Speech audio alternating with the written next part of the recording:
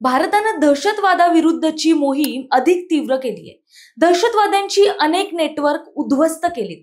इतकंच नव्हे तर 2921 किलो स्फोटकही जप्त केली। पाहूयात त्याचा हा खास रिपोर्ट। नमस्कार, मी प्राची शिरकर, आपण पाहत आहात प्रहार न्यूज लाईन। गेल्या 6 महिन्यांमध्ये देशभरात दहशतवादाविरोधात मोठ्या प्रमाणावर कारवाया करण्यात आल्या।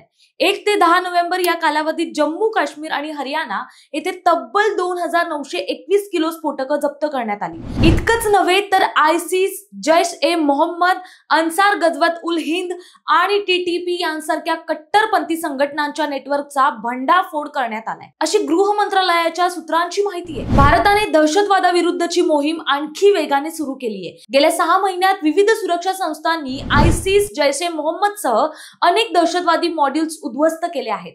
या मोहिमा ऑपरेशन सिंदूर या विशेष कारवाईच्या अंतर्गत करण्यात आल्या। दिल्ली स्फोटानंतर दहशतवादी कारवायांना वेग आलाय। श्रीनगर, फरीदाबाद, सहारनपूर आणि अनंतनाग येथून अनेकांना अटक करण्यात आली। तर 9 नोव्हेंबरला गुजरात एटीएसने पाकिस्तान ड्रोन कनेक्शनचा पर्दाफाश केला आणि 3 जणांना गजाआड केलं। 7 नोव्हेंबरला राजस्थानमध्ये टीटीपीशी संबंधित मौलवी उसामा उमरला अटक करण्यात आली। ऑक्टोबरमध्ये सुरक्षा यंत्रणांनी दिल्लीमध्ये आयसिस प्रेरित सौथ उल उम्मह मॉड्यूल उद्ध्वस्त केलं।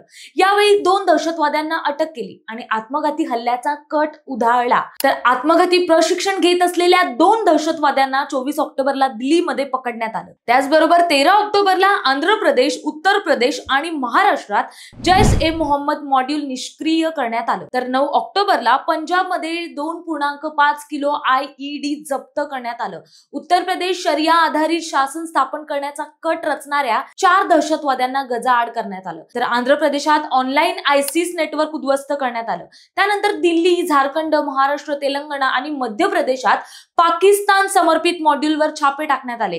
यात 5 दहशतवाद्यांना अटक करण्यात आली। एनआयएने नेपाळ सीमेजवळ इसिस मॉड्यूलशी संबंधित अबू तालिबला पकडलंय। तर 30 ऑगस्टला पंजाब आणि राजस्थानात आयसिस संबंधित बब्बर खालसा इंटरनॅशनल नेटवर्कचा भांडाफोड करण्यात आलाय। जुलै महिन्यात गुजरात आणि उत्तर प्रदेशात AQIS ISIS लिंक्ड गजवा ए हिंद मॉड्यूल उद्ध्वस्त करण्यात आलं।